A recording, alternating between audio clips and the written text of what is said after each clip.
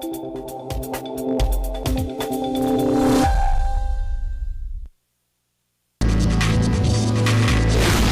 portaria publicada este ano pelo Ministério da Educação autoriza a emissão de diplomas digitais. O Ministério da Saúde escolheu o slogan: "Com o coração não se brinca, faça a melhor escolha para a sua vida, não fume". Embora o motorista não cumprisse toda a jornada dentro da área de abastecimento, transitava pelo local frequentemente e ficava exposto a condições de risco. Mais de 3% da população brasileira tem deficiência visual, segundo dados do IBGE. Em alguns casos, as leis de acessibilidade não são respeitadas.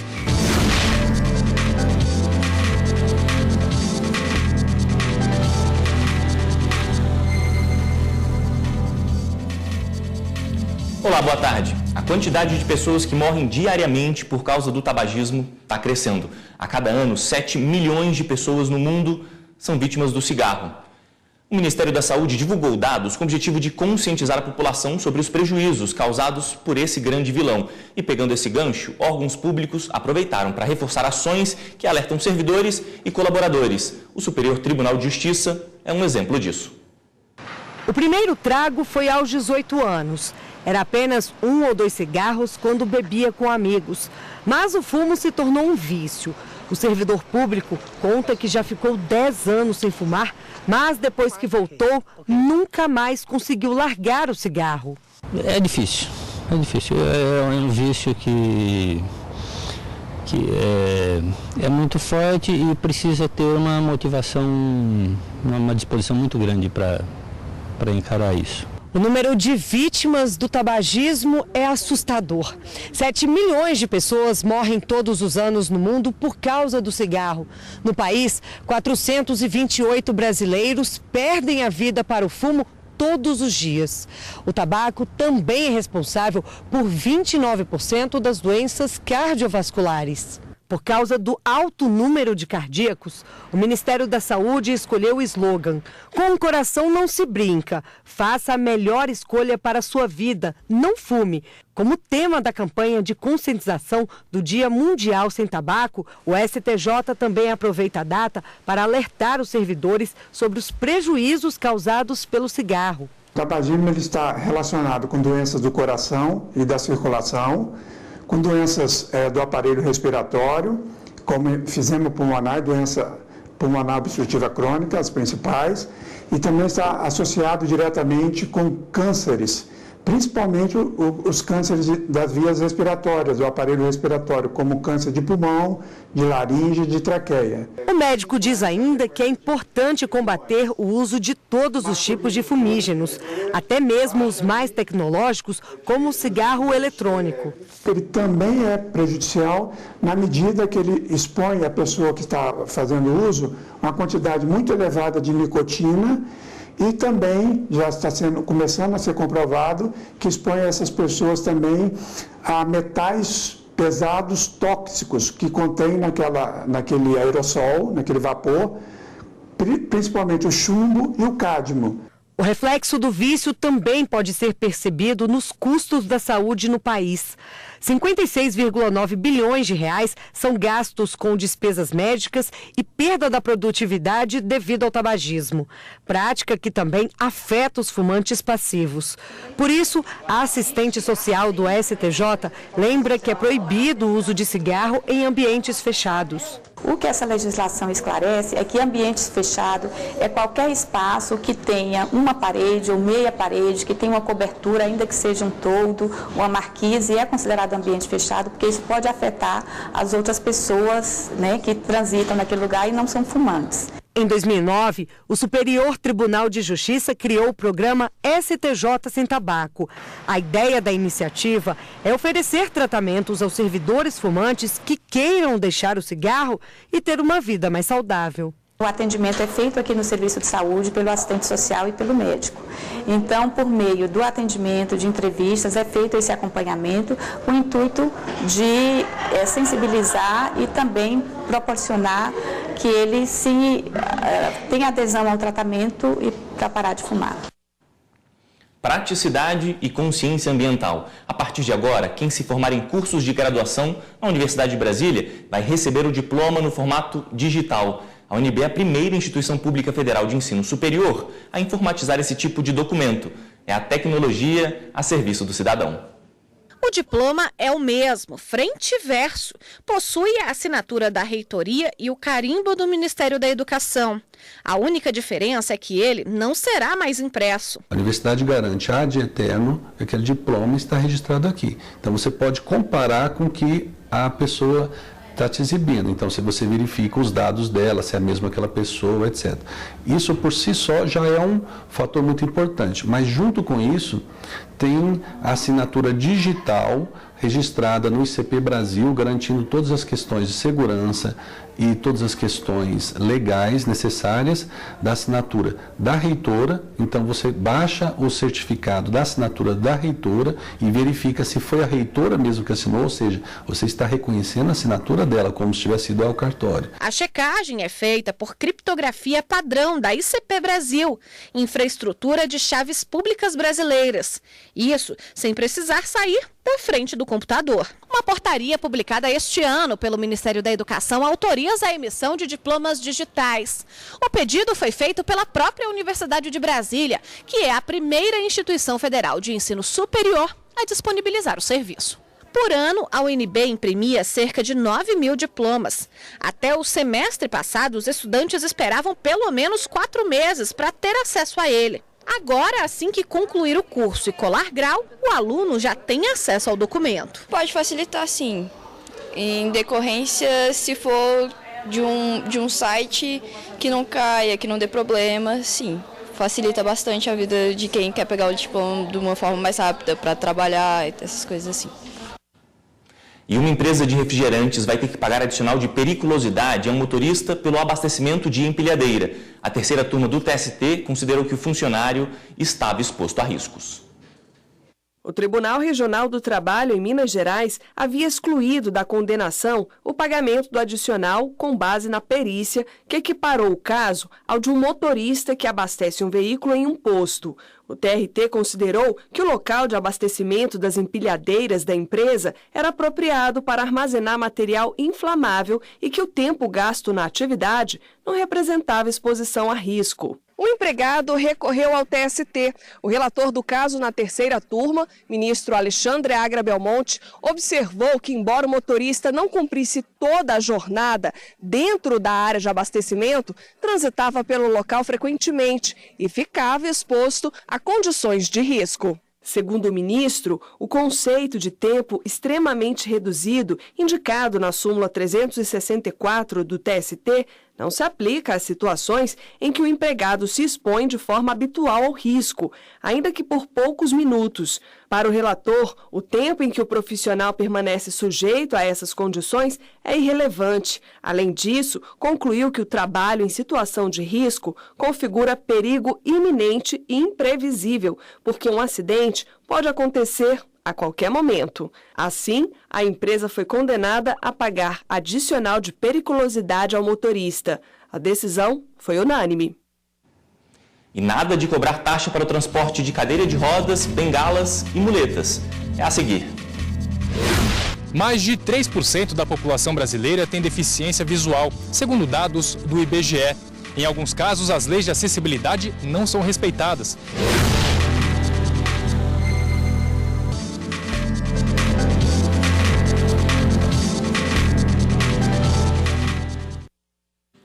O uso do herbicida glifosato, utilizado largamente nas lavouras brasileiras, estava suspenso aqui no país. Mas uma decisão da Justiça Federal acaba de reverter essa situação. E quem tem as informações ao vivo é a repórter Carolina Chaves. Boa tarde, Carolina.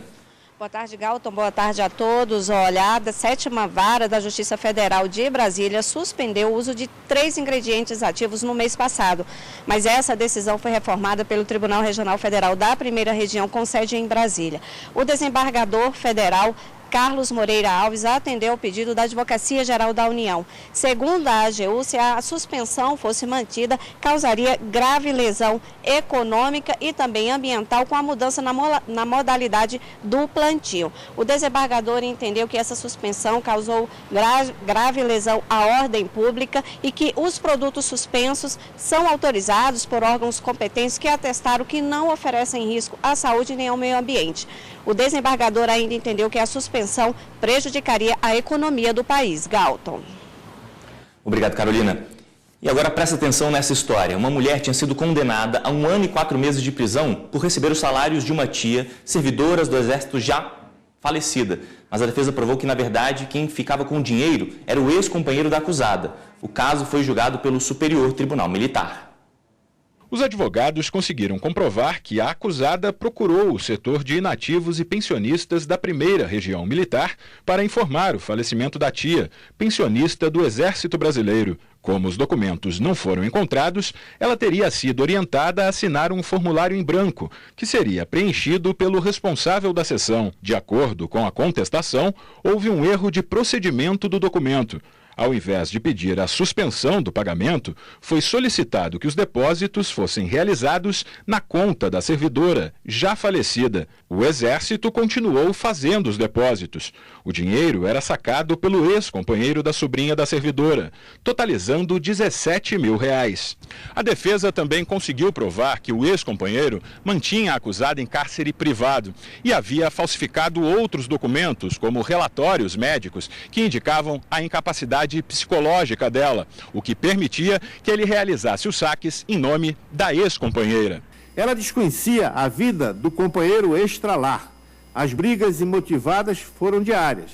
Permaneceu em cárcere privado, sofreu agressões físicas e verbais, ameaça de morte e foi obrigada a doar em usufruto vitalício seu imóvel para ele. Após conseguir fugir de casa, a mulher procurou a ajuda da polícia, mas o processo já havia transitado em julgado e ela condenada à revelia a 1 ano e 4 meses de prisão. Diante dos fatos, o Ministério Público Militar recorreu da condenação.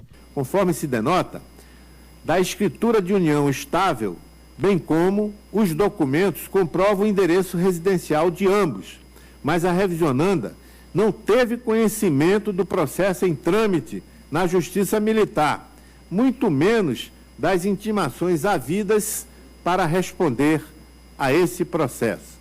O relator do caso, ministro Lúcio Mário de Barros Góes, acatou os argumentos da defesa e pediu que a condenação fosse revertida. A decisão do plenário foi unânime.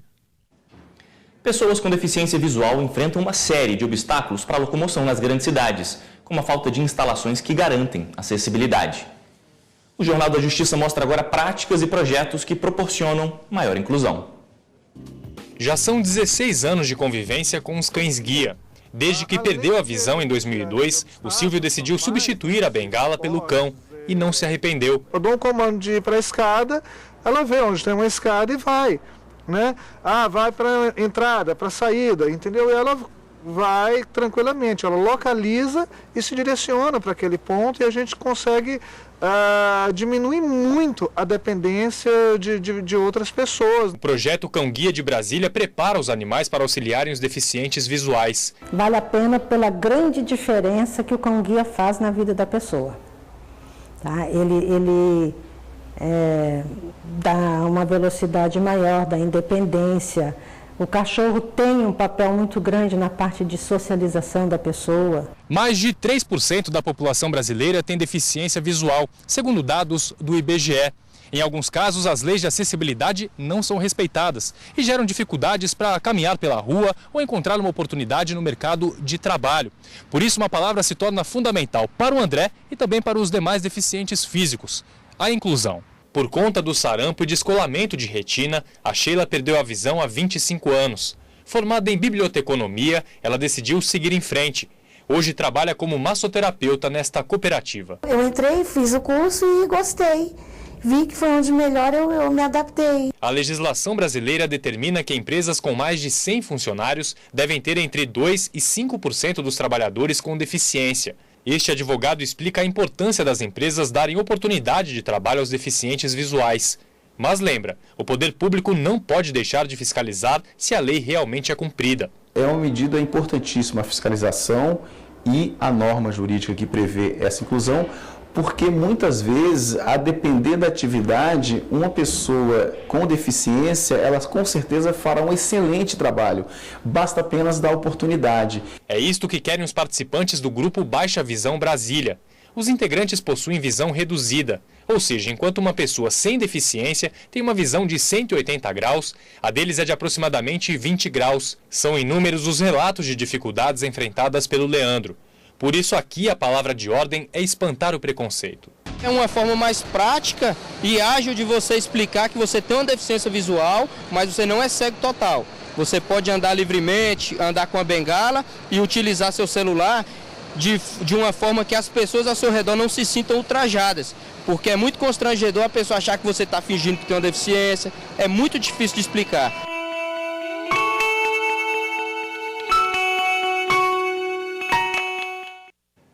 E uma boa notícia para pessoas com deficiência e mobilidade reduzida. Empresas estão proibidas de cobrar qualquer taxa para transportar cadeiras de rodas, bengalas e muletas. Para a funcionária pública Alice Miranda, a cadeira de rodas é mais do que mobilidade. Se trata nada menos do que um pedaço do meu corpo. Eu não posso ser tarifada por querer levá-la, por precisar levá-la onde quer que eu vá. Nas viagens de ônibus de um estado para o outro e para o exterior, o transporte de cadeira de rodas não pode ser cobrado, nem ter algum tipo de restrição quanto a tamanho e peso. A medida foi publicada no Diário Oficial da União do último dia 17 e vale também para outras formas de auxílio à mobilidade, como bengalas e muletas. A proibição da cobrança foi acrescentada a um decreto de 1998 sobre a exploração do transporte rodoviário, que não deixava a regra clara. Havia um limite de 30 quilos e limite de 1 metro de dimensão. Isso tiraria quase todas as cadeiras motorizadas e algumas manuais também de serem transportadas caso o transportador se negasse a transportar pelo excesso. Foi incluído um parágrafo no artigo 70 desse decreto de 98 para deixar explícito que as cadeiras de rodas e outro equipamento de tecnologia assistiva utilizado pelo passageiro não sejam incluídos nesse limite de peso e dimensão. Se as empresas de ônibus não cumprirem, o passageiro tem alguns caminhos para reclamar o direito. Os órgãos de regulação, né, que seria a ANAC, e depois o PROCON, para que se faça cumprir. Em não cumprindo com a determinação desses órgãos, aí é procurar o judiciário. Outra mudança recente na legislação brasileira também pode ajudar as pessoas com necessidades especiais na hora de viajar. A proibição da fabricação de veículos rodoviários utilizando cadeira de transbordo, que era um equipamento que as pessoas com deficiência reclamavam muito na hora do embarque e do desembarque, onde elas tinham que ser praticamente carregadas para dentro do ônibus utilizando essa cadeira. A partir de 1º de julho de 2018, já é proibido fabricar ônibus utilizando esse dispositivo. E para onde ia o salário de uma servidora do Exército falecida? A gente vai contar esse caso daqui a pouco. Os advogados conseguiram comprovar que a acusada procurou o setor de inativos e pensionistas da 1ª Região Militar para informar o falecimento da tia, pensionista do Exército Brasileiro.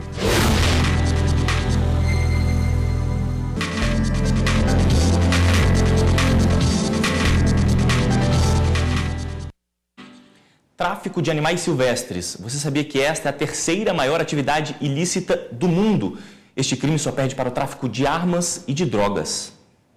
A Polícia Ambiental apreendeu no mês de julho, apenas no Distrito Federal, 2.200 animais sendo vendidos ilegalmente, a maioria aves. Na última quarta-feira, em Samambaia, foi feita uma das maiores apreensões do DF. Uma caminhonete que seguia de Goiânia para a Bahia foi parada pela Polícia Militar Ambiental, que contou 472 aves silvestres em situação de maus tratos.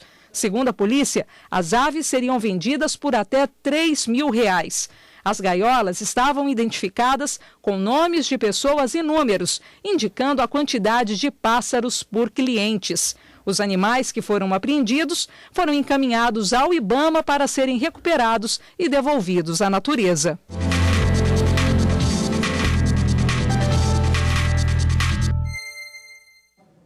E sobre o assunto, vamos conversar agora com o Nelson Buganza, advogado ambiental. Boa tarde, doutor. Boa tarde, Galton. Obrigado pela sua entrevista aqui no Jornal da Justiça. Por que essa prática criminosa é tão lucrativa? Olha, a prática criminosa ela é tão lucrativa em função de duas circunstâncias que não é levado muito a sério. Primeiramente, é a questão da vulnerabilidade das nossas fronteiras. A vulnerabilidade, ou seja, no sentido da retirada da nossa biodiversidade. E o segundo aspecto também que é muito importante é com relação à fiscalização. Infelizmente, nós não temos uma fiscalização tão presente. No seguinte sentido, eu diria que eu reputo isso, tem um nome que se dá, chamado a falência do material humano do Estado. Primeiro, nós não temos servidores bem preparados. 2, em função dessa situação de não termos esses servidores bem preparados e em função da própria vulnerabilidade das fronteiras, é extremamente fácil, não é complexo o transporte. Pode perceber como nessa reportagem aí, se transportar 400 animais em um estado deplorável, tá? Então, quer dizer, a pessoa conta o quê? Com a chamada, não há punição, ou seja, não há punibilidade. E quando tem a punição, essa punição está correta ou é uma punição muito branda do seu ponto de vista? A punição também ela é extremamente branda. Eu só queria colocar para você uma coisa, um dado que é importante.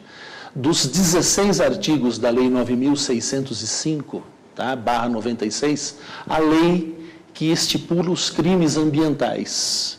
Nós só temos uma norma que estipula os crimes ambientais, a Lei 9.605. Dos 16 artigos, em torno de 16 artigos, nós apenas temos 2 que a pena é de reclusão.